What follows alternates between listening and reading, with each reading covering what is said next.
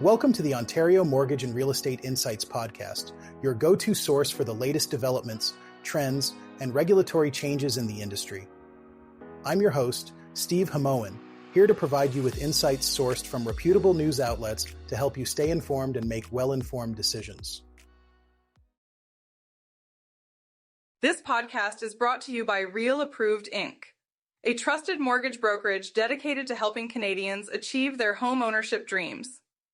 Visit realapproved.ca to learn more about how our experienced team can assist you with your mortgage needs. Let's dive into today's episode. Today we're discussing the largest monthly drop in residential construction investment that Canada has seen since 2021. Residential construction investment fell by 4.5% in April to $15.5 billion, marking the steepest monthly decline in dollar terms in nearly 3 years. This was largely driven by a significant decrease in multi-unit projects. That's right, Steve. Statistics Canada reported that the total investment in building construction declined by 3.2% to $22.3 billion. What really stands out is the $441 million drop in multi-unit residential construction, which affected 6 provinces and all 3 territories. Ontario, in particular, accounted for the bulk of that decline, with a $410 million decrease. The numbers are quite telling, Janine. Single-family construction also took a hit, falling by $282 million nationally. Ontario and Alberta saw notable declines, with Ontario down by $181 million and Alberta by $121 million. This downturn in residential investment comes amidst a subdued housing market where both buyers and builders are grappling with high interest rates and affordability challenges. It really highlights the challenges the housing market is facing right now, Steve. Residential construction has declined in 4 of the past 5 months on a seasonally adjusted basis.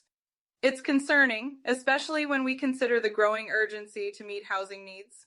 The Canadian Mortgage and Housing Corporation estimates that Canada will need to build up to 4.8 million new homes over the next decade to bring affordability back to 2019 levels.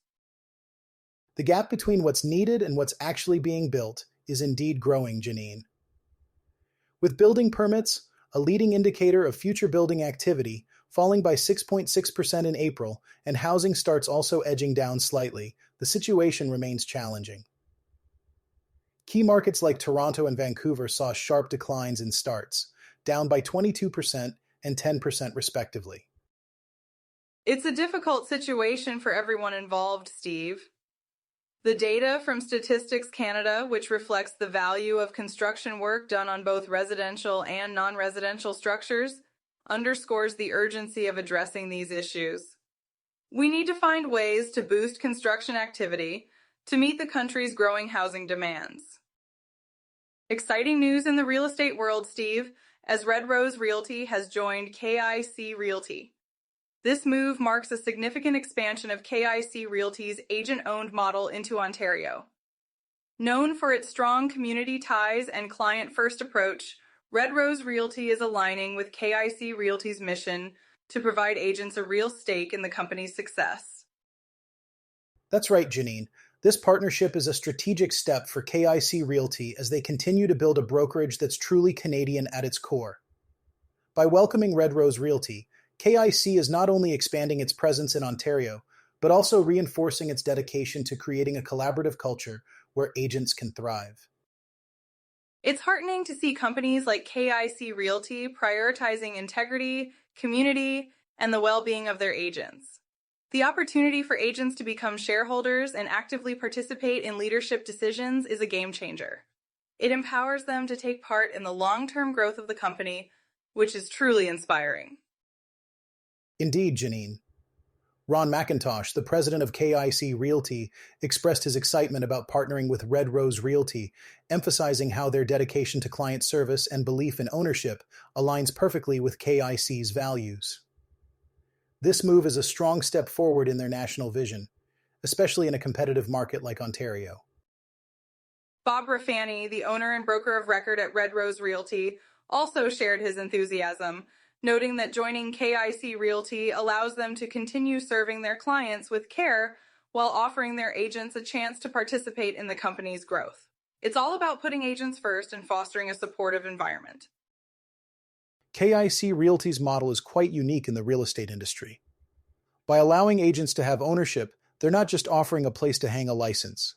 They're providing a platform for agents to influence the future of the company. With their presence now in Alberta, British Columbia, and Ontario, they're bringing this agent-first model to more Canadians. It's a great example of how a company can grow while staying true to its core values. As more agents become shareholders and the company continues to expand, it will be interesting to see how this impacts the broader real estate landscape in Canada. The focus on knowledge, integrity, and community is something that all companies can learn from. In our final segment today, we turn our attention to a regulatory update from Ontario's financial services sector. The Financial Services Regulatory Authority, or FSRA, has taken decisive action by suspending the insurance license of Donald Newton Mason.